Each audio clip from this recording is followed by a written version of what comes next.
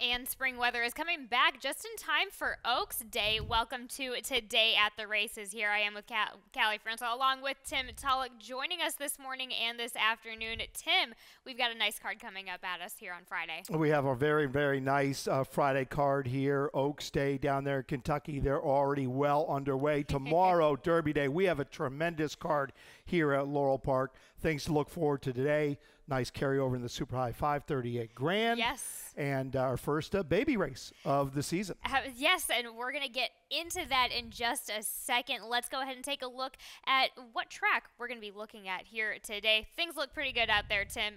Like I said, things were a bit chilly this morning, but it is warming up, and it's going to be a wonderful day out today. It's going to be a beautiful day out today, a beautiful morning out there right now, not a cloud in the sky. Track is going to be fast. Turf course looking great and firm.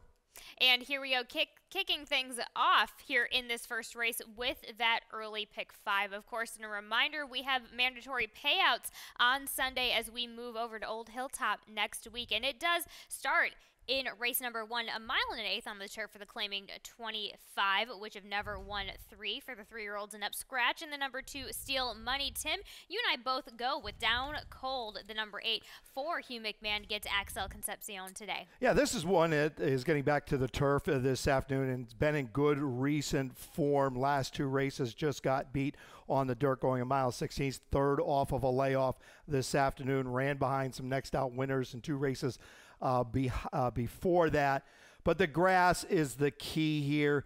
Been pretty effective on the grass last fall here at Laurel Park. That was a good race, only beaten 3 lengths while running 5th. And, of course, the race before getting beat 2 lengths that particular day. I just think he's the best horse right now to get the job done with the good recent form and the races up underneath him. And that's the exact same reason why I put him down on top as well. But you have Seville Rowe right underneath for Suzanne Stenius. Kevin Gomez coming back off of a layoff. Let's go ahead and take a look at that effort back from September 17th. Yeah, this was a good effort up there at Pimlico. Very wide off the turn and got out to some clean air and started to get a little belly low. And he just misses in the end. He doesn't quite catch Mint Game that particular day, but it was a good effort. He needs flow in front of him. He should get the flow this afternoon, and he's run well off of a layoff before, and I expect Suzanne Setenius has this one ready to go once again for his turf season this year as a 6-year-old. As mentioned, you said he's good off of the layoff, and nice key races back on the 29th of May of last year, returning back to races in Pimlico. A decent third in that field there that day. Again, first off of the layoff, he's not bad against that either. You also have the number 12 for Fun Sur Terre. This is one I fought with on and off of my ticket, so I'm glad you have him chosen. I just want to get your thoughts on the Anthony Ferrier trainee with Horacio Caramanos on top. Well, look, at the end of the day, this could be the horse to beat. He's coming off of a little bit of a layoff. He's getting back on the turf. He'd be first off the claim for Ferrier. Ferrier can read just like you and I can read. Look at those races from shocking as it might be. Just kidding. Listen, but look, you look at those races from last summer at Monmouth and Colonial, and those figures, they win this race if he's ready to go and run back to those races. Absolutely. I just want to make sure we see it again on the grass before I go all in on Sur Terre. So I'm glad, again, a great horse to have underneath with those numbers. As you mentioned, he can absolutely swamp this field here today. Yeah, you have the Addison Poor in the mix. I added this one too for Brittany Russell, second off the break. We know Brittany's very good with that.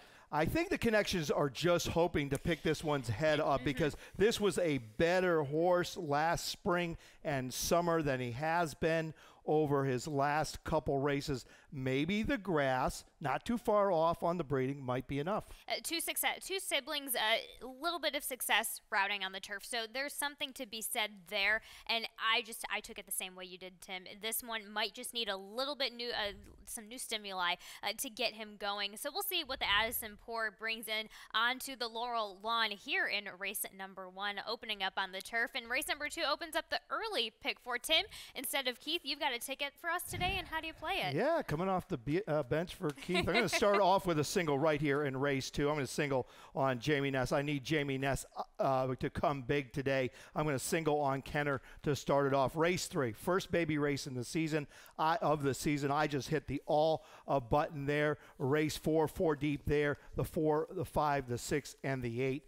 And to make Miami happy, although I think most of them are up at Old Hilltop, I am going to single on my best bet of the day, race 5. That is a 3-speak unity for Lacey. The 3-speak unity for, I put the wrong number down there. It should be the 7. Strike me down. That should be the 7, guys. I probably sent the wrong number. That should be the 7. Strike me down. Best bet of the day for Jamie Ness. Strike me down as Tim's best bet and single there in the number 7. So once we get that fixed up, go back to laurelpark.com, and I'm sure you'll get an updated ticket there. And we will also highlight that when we get to race number 2, which does, as you mentioned, kick off this early pick 4 in this claiming 40,000 going 6 furlongs on the dirt for the 3-year-olds and up. You and I both have, as you mentioned, the number 4 Kenner on top for Jamie Ness, Jamie Rodriguez. Rodriguez, of course, having 2 yesterday. I mean, a bit of the obvious horse at the morning line, 4 to 5. There's no doubt about that. I mean, he's returning from a significant break this afternoon as a first-time gelding and turning back in distance. But he has run well while sprinting last season and the season before. Those races are good enough here. His route races are good enough here. He should be well placed early. Nice work up there at the Parks coming into this event. Now, here's the story is obvious go for is the number 4. Let's talk about who you're going to be placing your bets for second. That's a little bit of the real race. There's 2 races within this race, and let's talk about second. You go within your exacta in Amity Road, Jose Santella Calderon, Andy Hernandez. Andy Hernandez always seems to do well when he comes over here to Laurel Park, so hopefully he continues that success a little bit. He broke his maiden 2 back right here at Laurel Park. Took on winners on March 28th up there at Parks, hooked the track with moisture. I didn't think that was a terrible race. First against winners, he runs 4th. He only gets beat 6 1/4 lengths. This will be 3rd off of a layoff today. He gets back to a fast Laurel main track, so I'm going to throw him up underneath there 3 to 1 on the line. And there we go, 4163. We both include twice gold Katie Voss at first time against winners with Toledo on the outside. Should help things a little bit with that post position. But there we have it. 4163 single on the number 4 at the start of early pick 4. Race number 3 is that maiden special weight where you click the all button. A smart decision to make, going 4.5 on the dirt for the straight 2-year-old fillies. You land on the number 4 Bucking Great for Jerry Robb gets Xavier Perez. Yeah, there's just too many things that can go wrong. That's why I put the all button on my early pick 4. One doesn't get away. One doesn't like to run into dirt. I mean, there's so many things that could go wrong. Everything has to go pretty right. But I end up with Bucking Great on top, for Bucking Lucky on the top for Jerry Robb. This one's by made from Lucky out of an Escondrea mare. Going 4.5 furlongs this early in the season here in Maryland. I don't put a ton of thought on breeding or any of that.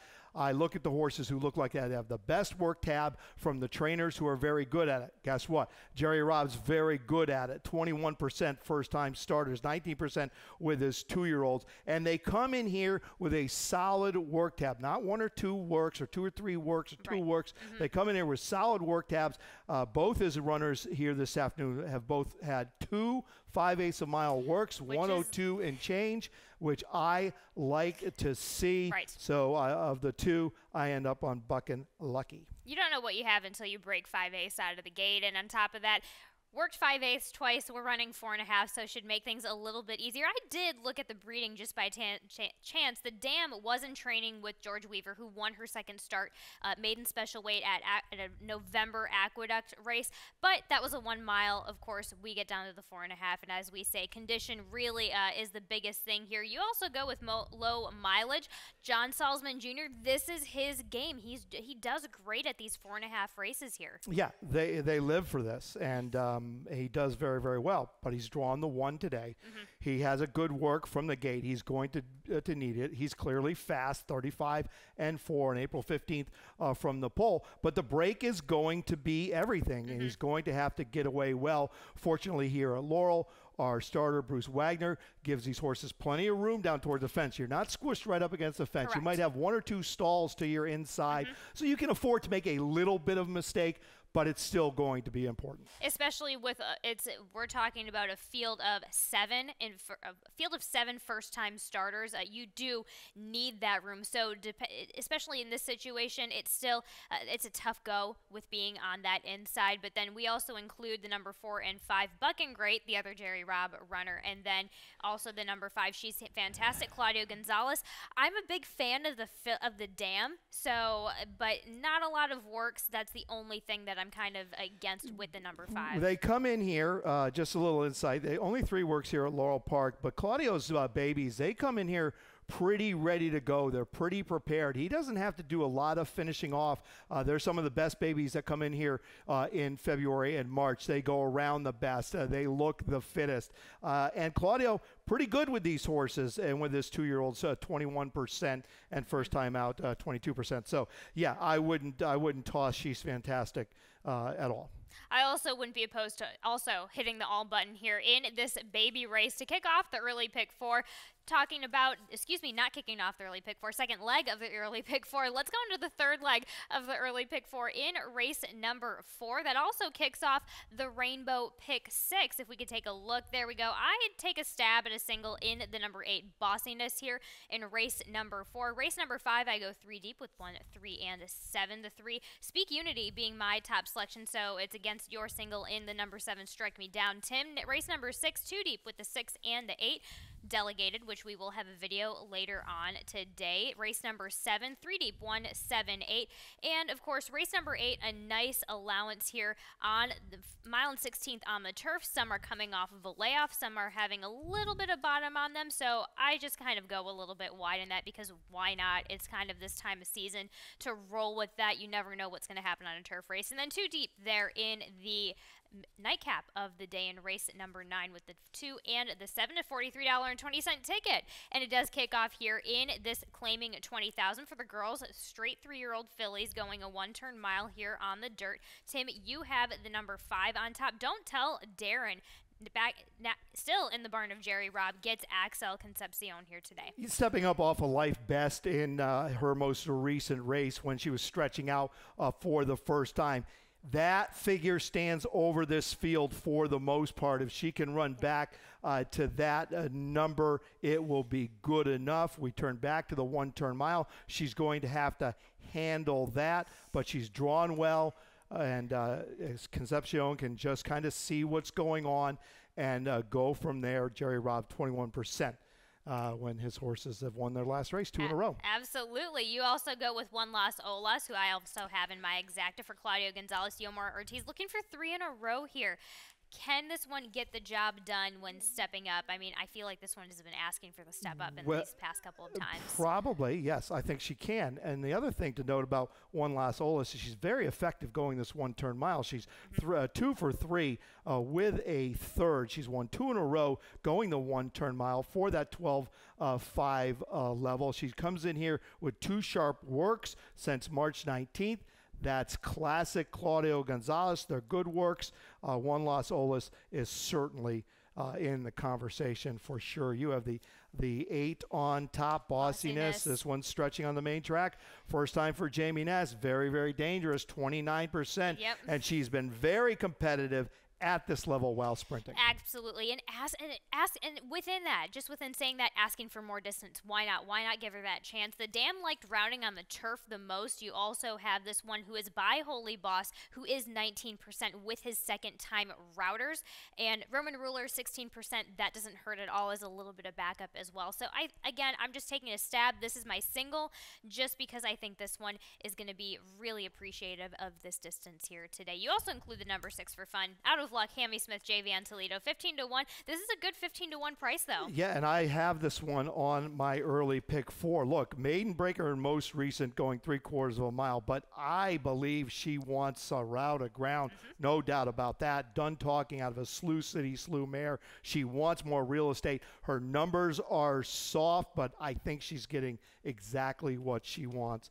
more ground to run over. And on top of that, Hammy Smith, 8 for 15 as of lately with his first-time routers. It's just been a great parn trend that is going on. So that's a nice pickup there, Tim, in the number 6 for race number 4. And before we get there, we'll be right back for this commercial break. Pop, pop, it's showtime, showtime, showtime. Guess who's back again? Oh, don't believe me, just watch. Hey, hey, hey, oh! Guess who makes me feel alive? I've been locked out of heaven. I'ma leave the door open. That's right, we out here tripping and finesse. 'Cause you're amazing, just the way you are. And it is Oaks Day, but we are counting down here for the Preakness, where Bruno Mars will be the main attraction after the actual main attraction in the second jewel of the Triple Crown. But let's get back to business here on Friday at Laurel Park before we head over to Pimlico in race number 5 in the starter optional 20, going 5.5 on the turf, keeping things interesting. Tim, let's go ahead and take a look at your single on your ticket, your first choice in this race, the number 7, Strike Me Down, for Jamie Ness and Jamie Rodriguez. Yeah, I think we have a video for this one from last August at Colonial Downs, and this one does get a little bit outrun going 5.5 furlongs, but I think there's enough pace in this race that will set up for him. You see, he just kind of keeps on coming down there at Colonial. Now, he ran an 85 Beyer speed figure this particular day, and here he comes. This was a nice race down there at Colonial. The race before was at Colonial. He just got beat a nose. This was at a 2 other than level down there in Virginia. A little class relief here this afternoon. He comes in second off of a layoff for Jamie Ness, a return race going 3/4 of a mile on the main track up there at the Parks. You look at his races from last year, they're good enough to get it done here. Jamie about 25% second off the layoff. He is my best bet and one of my 2 singles on my early pick 4. And with that being said, looking a little bit further at Strike Me Down, naturally with a lot of these trainers, when we keep these horses up in the Mid-Atlantic area, turf season gets done with, they're going to take a couple stabs on the dirt. So took a couple stabs, as I mentioned, back in Parks when Jamie first had this one on 21st of December. Said, okay, all right, let's come back later on. Gave it a break, gave a couple of races to get this one in the right kind of fitness to be in that first win position coming back and returning to the turf. Let's talk about your exacta in the rail horse. Zeramid for Kathleen Damasi gets Victor Carrasco, who's been riding wonderfully on the turf. Kathleen Damasi is very, very good with her turf sprinters. Always has been. This one's coming back from a nice winter vacation with solid works up there at Parks. Most recent works, very, very good. She hits at about 22%. She has speed from the fence. This gray gelding has speed from the fence and will be using it. The big question is, it's a long way from 5/8 of a mile to 5.5/8 of a mile on the grass, especially here at Laurel Park.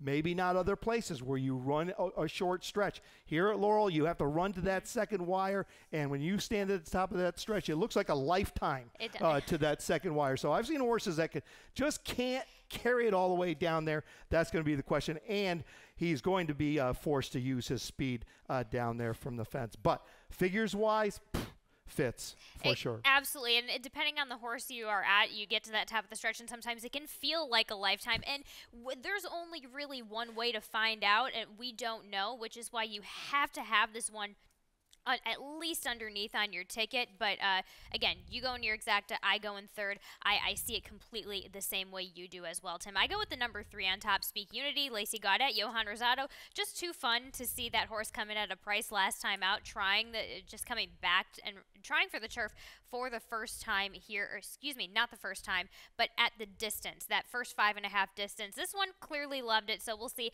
if this one can nail it again. Hey, it was a good race, and the horse that he beat, I have as my best bet on Sunday. Battle Butts, good race, had run on the turf before, had run pretty well. When I look at it, it's going to have to come back with that race for sure, Right. but maybe even a little bit better if a couple of these other horses run to expectation. But certainly I use this one also. What I like is I like the way Johan rode that. He timed that 5.5 distance perfectly well. I think that was one of the biggest things. So we do get a bit of a different rider change if I'm correct. No, Johan stays on. Excuse me. I'm thinking of a different Lacey Gaudette horse. But I feel like Johan kind of has that worked out. So we'll see if this one improves in numbers amongst this field because, quite frankly, he's going to need to. But I'm going to go ahead and take a stab at that. And there we have it. Tim Tulloch, 7-1-3-5 there. In the fifth, race number 6 is a maiden claiming 45, going a one-turn mile on the dirt for the straight 3-year-olds. Scratching the number 5, Mr. Houghton. We also, of course, how could I forget? It starts the Jackpot Super High 5 in race number 6. That jumped up from $35 to $38,034. 2-day race number 6. And remember, we do have these mandatory payouts on Sunday, so really excited to see how big this carryover could potentially get for Sunday. But again, returning back to race number 6, one-turn mile, straight 3-year-olds, maiden 45, scratching the number 5, Mr. Houghton. Tim, you have the number 6 Porch Swing on top. Hammy Smith, J. Ron Barbosa tries officially routing for the first time. Officially routing 2 back-to-back 7/8 of a mile races here at Laurel Park. They were really, really good efforts, stretching third off of a layoff. Those were good figures that this one has run. 2 sharp works. Since the last race, I was back and forth between this one and your top pick. I really, really like Delegated. Delegated. We have a video spotlight of Delegated, don't we? If we can take a look at that video of Delegated for Brittany Russell and Sheldon Russell back on the 14th of April. A bit too, not square. Not square coming out of that gate. That's where the stutter step comes from. Yeah, a little bit of that, but 2 of the 3 races that he has run, he's not gotten away well, and then he got pinched, and he falls back. He falls way back. Look, he's still just coming into the picture. Black blinkers. Sheldon kicks him to the outside, gets into some clean air, and he makes pretty good work of it. From here on down to the wire, there he is on the outside. This is going 3/4 of a mile. He stretches to a mile today. He's by Uncle Mo out of a First Samurai mare. He's going to get exactly what I think he wants, a route of ground. He should appreciate the route of ground. Still, he's got that whole stretch to deal with. Still, he's got to get away. He's got to at least get a decent break.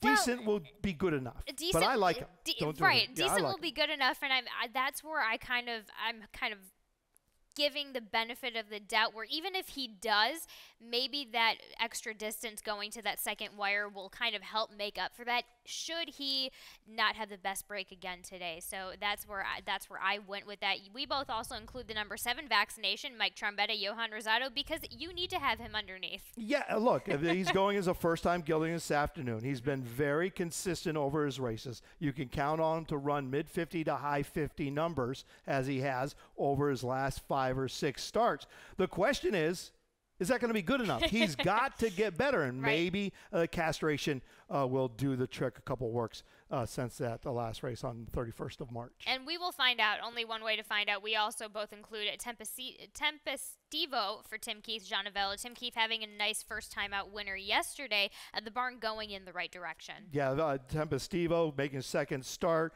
was just he ran into a little bit of trouble early in his first start, going 5.5 furlongs. Look, should appreciate the turf. Shouldn't hate it, I wouldn't think, and definitely would appreciate the mile. We'll find out. Not the turf, dirt.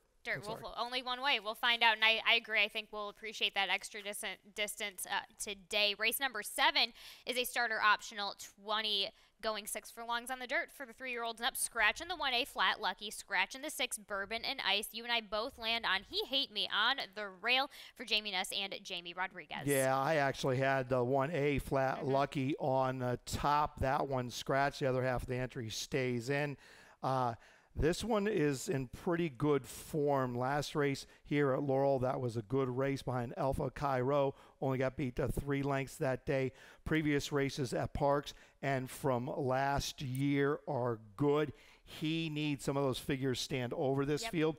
He needs flow. He's going to get it. He breaks from the rail, not a big shake. Jamie might have to work out some kind of trip, but he's going to be finishing, and hopefully he finishes there on the wire first. Agreed. We also go with the number 7 underneath, Satchel to Riches, Halem Lee, Sylvester Gonzalez, looking for 4 in a row. Things are looking good, but I'm just waiting for the shoe to drop a little bit, which is why I have him in my exacta. Yeah, look, this is a horse that our top pick is counting on, that one, and the 3 Aristocratic to make some pace of it and give him something to run at. He's coming out of a lifetime best when he was not pressured at all in his most recent start. He's going to get pressure today. He's back-to-back lifetime best of figures, but there's more speed in this race. He's got to be show that he can handle it here at Laurel Park. We'll see how it shakes out, but he does ensure some speed. He hangs on, I would believe, for second. You also include the number 4 underneath, asking for a Baskin, and the number 8 as well, Romer. But I want to hear your thoughts on asking for a Baskin. Yeah, I know. We're looking at his recent form, you're like, yeah, maybe not. But he is dropping out of the end where he only got beat 7 lengths. That was going 5.5 furlongs. He's another one that's a little pace dependent. You don't have to go back too far. December or January of this year, he ran behind Severe. We know what type of horse Severe is. Then he came back and he won out of that race. It was a starter 10. If he gets back to those type of races here this afternoon, they could be good enough for him. And like I said, again, he's going to have a little pace to run into. We also both include Romer looking good, coming into second off of the layoff, out of a state-bred allowance, and just hoping for better that next time. But there we go. There we have it, 1748 for Tim Tulloch in race number 7. Race number 8 is a restricted allowance for the 3-year-olds and up, going a mile and 16th on the turf, scratching the 1 Willow Wood, the 4 Free Square, the 6 What Does It Take, the 7 Omodata, and the 15 Mr. Jefferson, both the 13 and the 14, and the 16 run off of the AE list. Tim, you have the number 12, who I have in my exacta, in Frightland for Brittany Russell and Sheldon Russell, of course. Yeah, this one's getting back on the grass. Has run on the turf one time previously. That was last spring. It was sprinting. It was a good effort. Got beat length to Lindros, ran a decent figure. But this, as we talked about this earlier with Jamie Ness' horse, this horse is in good current form, has been second in 4 consecutive races, ran behind a next out winner most recently, and probably gets back on a surface that at the end of the day he may prefer. Half Beach View is a graded 3 stakes winner and a graded 2 stakes placed going along on the turf. And especially with the way this guy operates on dirt, I think he'll appreciate the switch back over to the turf. This is a guy who likes to switch. I've just noticed him. He's one to switch leads a little bit on that on the front side, which it's something that's going to be a bit more forgiving on the grass. I feel like he spins his wheels just a little bit on the dirt. Certainly, no doubt about it. He might find himself more comfortable on the grass than he is on the dirt. You also go with the number 3, as do I, in Who's Counting for Sean McDermott. Gets William Humphrey here in the saddle today. We're going to take a look at Who's Counting back in Colonial Downs on the 18th. Yeah, this was a really, really good race. This is the last time he ran on the flat on the grass. It was a really nice race. He just keeps, he just keeps on coming here. He runs a decent number in a 76. Gets the job done down there at Colonial. That was a starter 25, big field. Respect that race. The race before, he ran an 80 buyer. The second to last time he was on the grass. He ran behind Royne. We know that was a pretty good horse of Mr. Dickinson's horse, I believe. Yes. He's 4 of 5 in the money while running on the flat on the grass, and he's coming out of a race going a 2 1/8 miles, so fitness should not be factor. You said all of it. Good on a flat on the layoff, and good every time he turns him, almost every time he turns him out on the flat, and then just put in a little bit of fitness.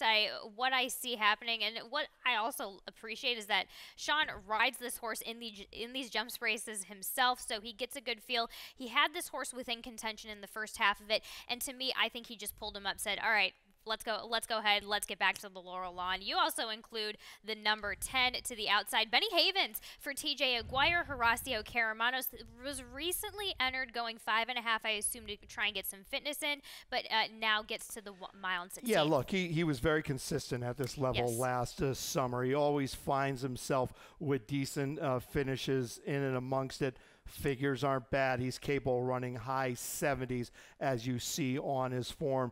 The 8 also mint game. Look, this is the horse that by his numbers can work. So there you go. So he's 6-1 with Toledo. Perfect. In race 8. I personally am a huge fan of Mint Game. I have him. Sentimental. I like that you have him in your picks. But there we go. Tim Tulloch, 12, 3, 10, 8. I also include the number 14 off the AE reel and the other Sean McDermott horse, because why not? Sean is pretty good at taking these jump horses and turning them onto the flat. And let's head on over to our nightcap of the evening. In this claiming 20,000, not evening, but afternoon, it will be one-turn mile for the 3-year-olds. Tim, you have the number 5 on top. That was then. This is now for Mikey Gorham, Jamie Rodriguez. They both teamed up for a nice win yesterday on the turf. They certainly did. This is a horse that's in pretty good form right now. Most recent races, 2 of his best of his career. Figures are going the right direction. I think we're going to do okay with price because B West is going to take all the money. A ton of money. All the money. B West, now in the barn of Horacio De Paz, was claimed last time out with Louis Rivera Jr. on. So we get the claim, we get the drop down, we get the weight on, and the cutback in distance on the outside post. For that. We're claimed for 40. We're in for 20 today. So there's a question to be asked there. I mean, this is a quick cash out. Even if you wouldn't get claimed, you're only like 400 to the good, and I'm sure you've got more into this horse. That's the bad news. The good news is a couple work sense. However, they were both going 3/8 of a mile. So pretty conservative there for a horse that's going to run a mile this afternoon. But look, on paper, the horse to beat, there's no doubt about that, but we'll see what shows up with B West. And you also included number 2, Dart for Claudio Gonzalez, gets Carlos Lopez. They both had some success, and now just stretching it out a tick this time. Yeah, stretches back out, has a race on his form from last January that was okay, going a mile 16th, in pretty good form right now with a second and a win.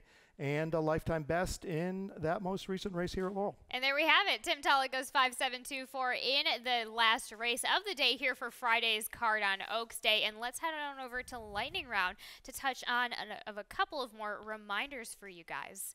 Starting with your best bet and value play. Let's go with your best bet first, Tim, in race number 5. The number 7. Number 7. Number 7. The number 7, Strike Me Down. So for we can just Ness. take that down off the screen, guys. It's number 7, Strike Me Down. That is my fault. I take all the responsibility. But look, this one's getting back on the grass while sprinting. Figures from last year. Really, really good. Second off a layoff for Jamie Ness, and he's very good at that.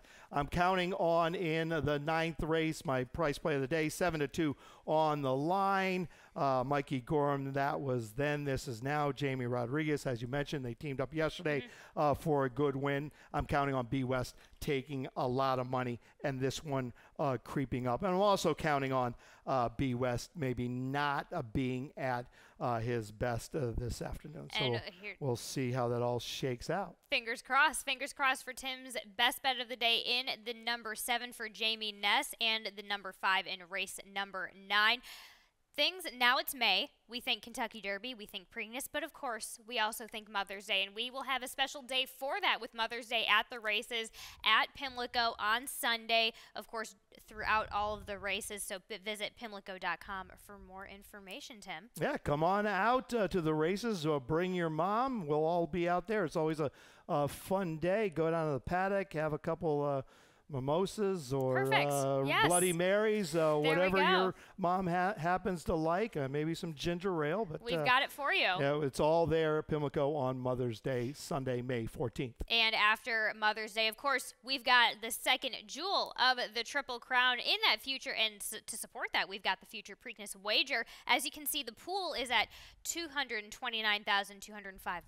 Of course, you have until the gates open, not the gates open, but 6 p.m. Derby Day. That is tomorrow to get in on that. Tim, do you have any picks for this Preakness future wager? I really don't. I'll be honest with you. I've been so busy. I watch a little bit, Sure. but I haven't dug into either today's card at Kentucky or tomorrow's card, to be really, really honest. So for me to give an opinion on it would be not wise at this point. But look, $230,000 in the pool. You have to 6 o'clock tomorrow evening to get in on this Preakness future betting. So go ahead and take a shot at it. So I'm pretty impressed. We're getting 230 in that pool. That's pretty good. And that's going to be climbing by the time 6 o'clock rolls around here tomorrow on Derby Day. But best of luck to everybody over here and in Kentucky for the Kentucky Oaks. And we're going to head over to Dave Rodman for some more changes and scratches.